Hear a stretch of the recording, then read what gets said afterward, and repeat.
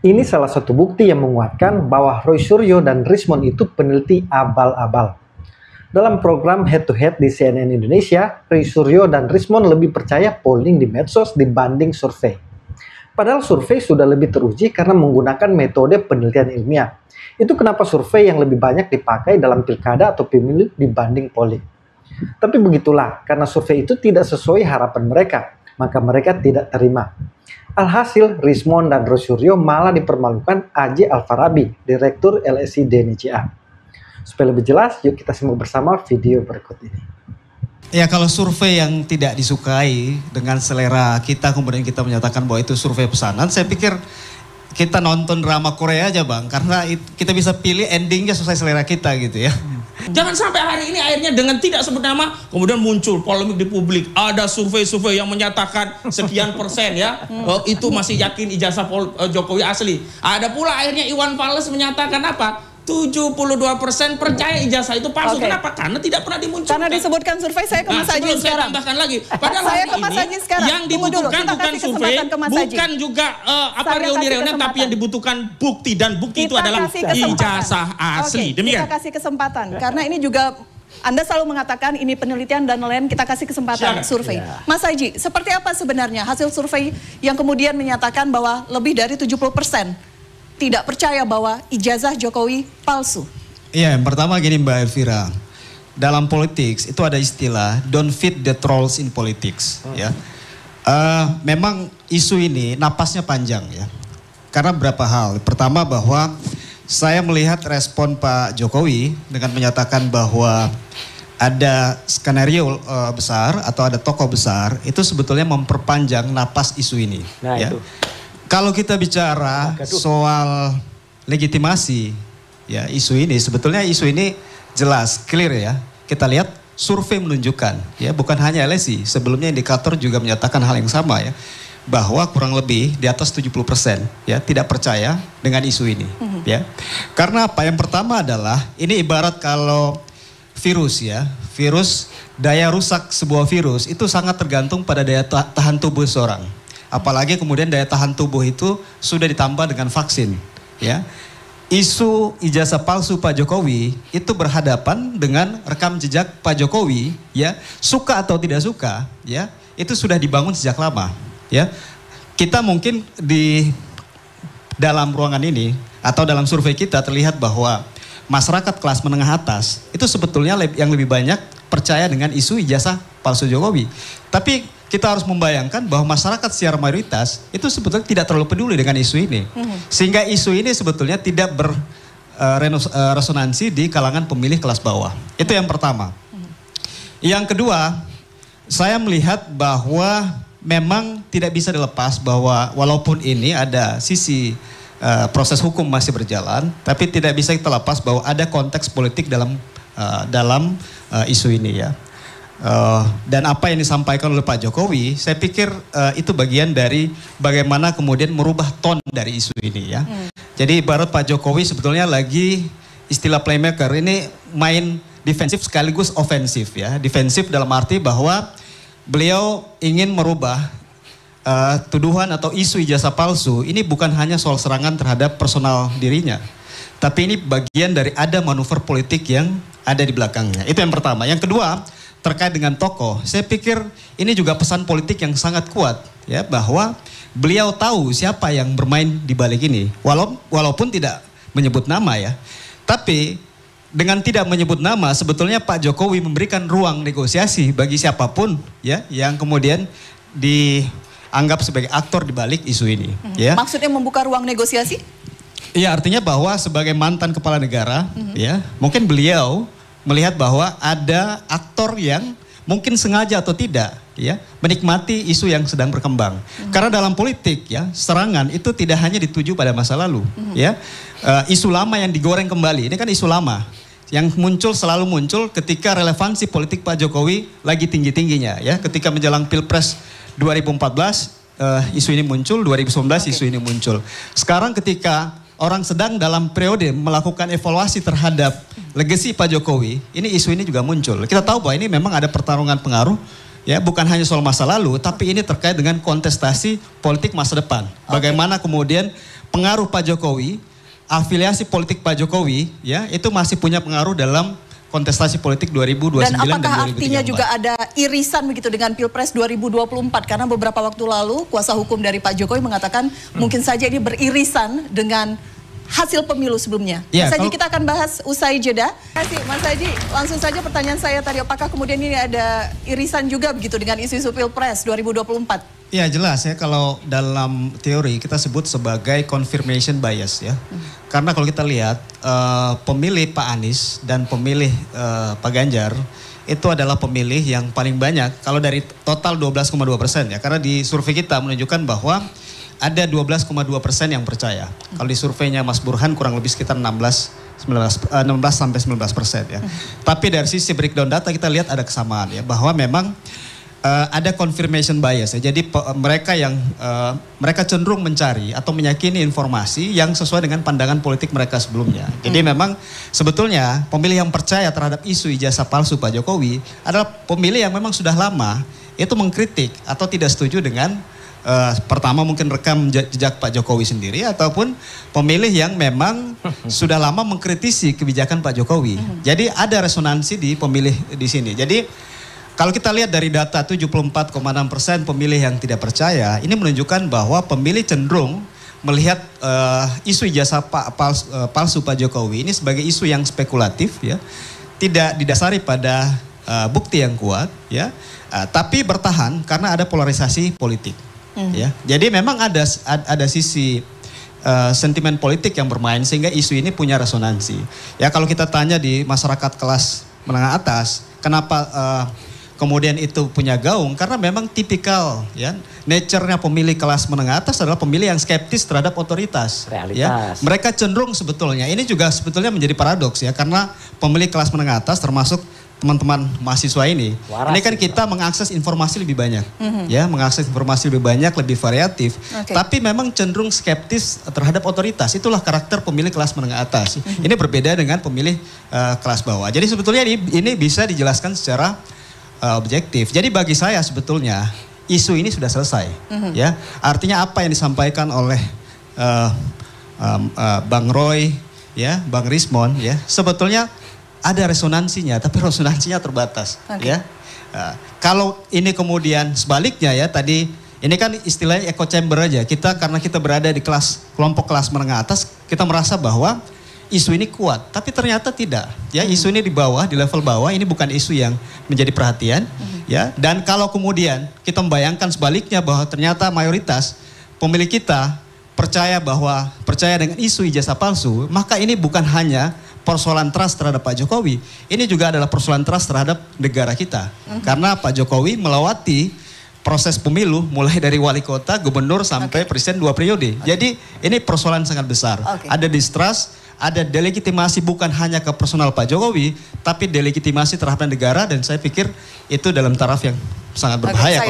Saya highlight tadi ada mengatakan isu ini sudah selesai sebenarnya, bukan menjadi hal yang dibicarakan sebenarnya utama begitu di Republik ini. Tapi memang pemilih kita, publik kita kan lebih suka menyebarkan kontroversi dibanding klarifikasi. Itu kan memang DNA atau nature dari media sosial kita ya, sehingga memang isu ini masih punya gaung yang besar. Oke, baik.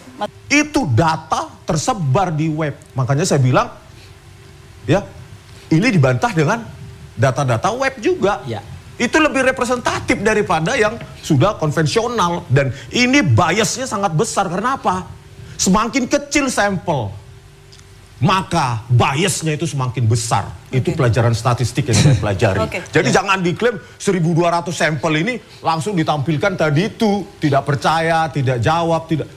Ini kan secara statistik mujizat ini kalau benar itu keakuratan. Saya ke Mas Haji ya, sebelum nanti juga direspon oleh Bang Andi. Sambil kita tampilkan juga di plasma kami, silakan Mas. Iya, pertama saya pikir yang kecurigaan terhadap atau keraguan terhadap hasil survei itu hal yang lumrah, ya.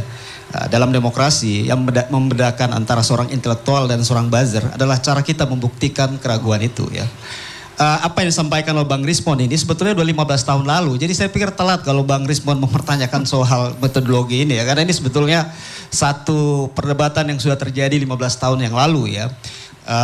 Itu pertama. Yang kedua adalah saya pikir ada data pembanding. Kalau kemudian meragukan data ini, kalau kemudian Bang Rismon bisa menyajikan data pembanding yang lain, saya pikir itu lebih baik. Jangan-jangan Bang Rismon lebih percaya polling di kolom komentar YouTube dibanding polling 1.200 responden. Karena 1.200 responden itu sebetulnya secara metodologis itu sudah tepat ya. Kalau butuh diskusi lebih panjang, saya pikir nanti kita butuh sesi yang lain untuk bicara soal metodologi ya. Poin saya adalah survei ini sebetulnya menunjukkan kepada kita semua, kepada publik ya, bahwa tadi yang saya katakan ya, mungkin kita berada dalam posisi semacam echo chamber tadi ya, karena kita bergaul dalam kelompok yang sama sehingga kita merasa bahwa isu ini punya resonansi yang kuat ya. Tapi kalau kita lihat data ini sebetulnya kan pemilih kita, publik kita kan bukan hanya masyarakat kelas menengah yang mengkonsumsi media sosial, tapi publik kita ini kan secara luas. Mereka yang menikmati media sosial di kalangan pemilih bawah ini tidak kemudian mengikuti berita-berita politik ya. Mereka yang mengikuti berita politik, talk show ya, podcast ya, atau mendengar berita-berita politik di media, ini porsinya hanya kurang lebih 20% dari total populasi secara nasional ya. Jadi ini sangat logis. Jadi saya pikir kalau Bang Rismon baru sekarang mempertanyakan soal metodologi itu ya sekali lagi sangat telat. Sudah 15 tahun lalu Bang kita diskusi soal metodologi 1.200 itu. Makasih. Enggak, soalnya juga gini Mas.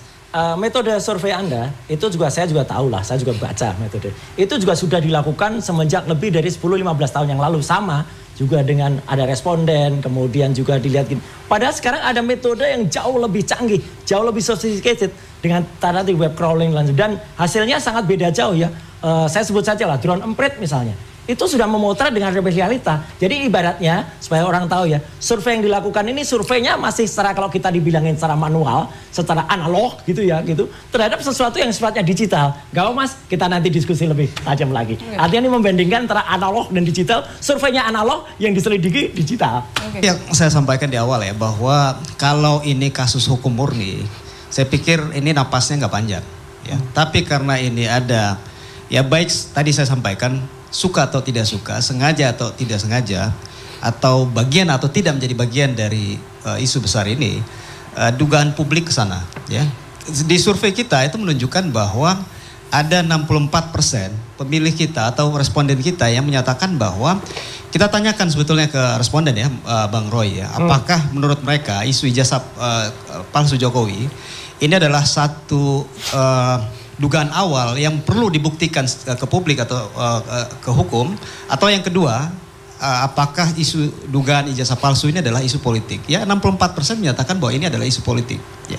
Sekali lagi saya ingin katakan bahwa apa yang disampaikan oleh Bang Roy, Bang Rismon ya terkait dengan isu ijazah palsu Pak Jokowi ini, yang kemudian kalau kita lihat dari sisi datanya kemudian menunjukkan sebaliknya 74,6%. Tadi kalau saya ingin masuk ke perdebatan tadi soal kritik soal metodologi, kalau kita mengkritik metodologi yang mengambil 1.200 responden di 34 provinsi, multi-stage random sampling, kemudian dibandingkan dengan metode tadi komentar di YouTube, kemudian pertanyaan di warung kopi, saya pikir itu tidak relevan dan tidak bisa dibandingkan. Artinya bahwa bisa kemudian memberikan data yang lain. Tapi yang ingin saya sampaikan bahwa apa yang disampaikan oleh Bang Roy, sebetulnya memang ada pemilih yang kemudian percaya dengan apa yang disampaikan, tapi memang sangat terbatas. Tapi di sisi lain kalau Bang Roy, Bang Rismon melihat data survei kita, ya, selain data kepercayaan, karena yang paling penting adalah apakah isu ijazah palsu itu mempengaruhi trust pemilih atau trust publik terhadap Pak Jokowi. Kalau kita lihat angkanya memang lebih tinggi, ya. Kalau yang percaya tadi hanya 12,2% yang percaya terhadap isu ijazah palsu, ya, karena ini hal yang paling mendasar, ya. Karena kalau kemudian publik malah sekali lagi tidak percaya atau percaya bahwa itu ijazah palsu, maka yang rusak ini adalah kredibilitas terhadap negara, ya. Karena publik sebetulnya logikanya sangat sederhana, ya. Seorang presiden yang telah melalui jenjang karir pemerintahan dari wali kota 2 periode, ya, 7 tahun, kemudian provinsi, kemudian presiden selama 10 tahun, ya. Itu logika publik di level bawah itu sangat sederhana. Nggak mungkin kemudian, ya, seorang bisa menjadi presiden tanpa ada verifikasi yang benar dari lembaga negara. Jadi sebetulnya hak jawabnya harusnya negara, bukan personal Pak Jokowi. Karena kalau kemudian Pak Jokowi sebetulnya mengambil tanggung jawab untuk menjawab ini, sebetulnya Pak Jokowi menggeser panggung klarifikasi yang harusnya itu adalah lembaga negara yang menjawab menjadi panggung personal Pak Jokowi. Itu Mas Adi, satu pertanyaannya, mumpung ada. 1.200 responden itu cara ngambilnya gimana? Di telepon? Yang 34 face to face interview ya. Jadi ini survei lapangan. Di telepon. Jadi tidak mungkin ya tidak proporsional dengan proporsi pemilih kita. Ya, bukan lewat telepon, lewat face to face interview. Face to face interview menyebar 1.200. Oh iya, 1.200. Oke. Terus pakai telepon juga? Enggak. Ini survei lapangan. Jadi kalau survei telepon kan kita tahu bagaimana cara memilih respondennya. Iya, itu namanya multi-stage random sampling, Bang Roy. Udah Jadi tahu saya sampaikan itu kalau Bang Roy punya data pembanding nggak ada masalah. Kita punya data yang lain, data indikator sebelumnya menunjukkan hasil yang sama. Udah ada. Ya, terakhir saya ingin sampaikan bahwa kenapa kita melihat bahwa atau tidak bisa kita abaikan bahwa ada dimensi politik dari isu ini. Kita tahu bahwa Pak Jokowi adalah seorang mantan presiden yang sebetulnya tidak lagi memiliki panggung formalnya, tapi panggung simboliknya masih sangat kuat. Ya, panggung simboliknya adalah pengaruh Pak Jokowi. Pak Jokowi menutup masa pemerintahan atau presidensinya selama 10 tahun dengan rapor biru di akhir. Kenapa demikian? Karena 80% ya pemilih kita puas dengan kinerja Pak Jokowi.